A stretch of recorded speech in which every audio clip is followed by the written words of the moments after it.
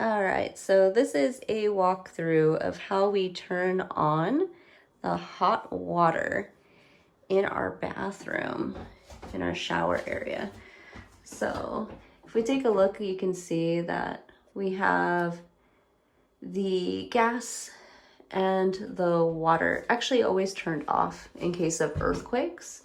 So first thing I need to do is turn on my gas and turn on my water as well. Okay, so you can see our different settings here. So this left one here, this is going to be how hot your water becomes. So if you turn it down, it'll be a little bit cooler, and then the more you turn it up, the hotter it's going to be.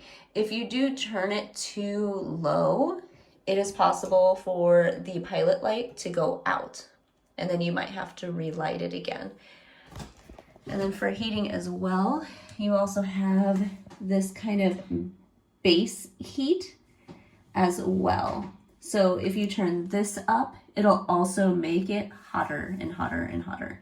So we usually like to not mess with this a lot and primarily just use our nozzle up here. But if you find that you have it all the way up and you're like, oh, this is just not warm enough, or if you have it all the way down and it's just like still too warm, you can adjust down here as well. So for turning on and off the water, if you turn this to the left, it'll turn on your shower head. If you turn it to the right, it's going to turn on this. All right, but let's go ahead and light our pilot light. So let's do that. So I'm going to take this nozzle, I'm going to push it down and then turn it so that it's for the light, to light it. Then we have this little lever here. I'm going to turn it maybe like 7 or 8 times. I'm going to still hold this for a little bit, but then I'm going to let go and slowly turn to my very first setting here.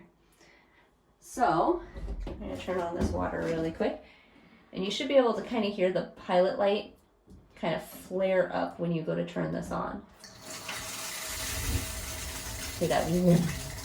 All right. So another setting that's on here is basically the bath circulation setting. So for turning all the way to here, you absolutely must have this bathtub full of water, and the water has to go up to at least this level. If you try turning this all the way to the right and you don't have water in here, I will tell you, it is possible you could start a fire, or this could actually explode, which has actually happened to other people. In my case, I didn't know how to use this the first time I used it. So when I did turn this all the way over, everything started smoking. So I immediately turned everything off.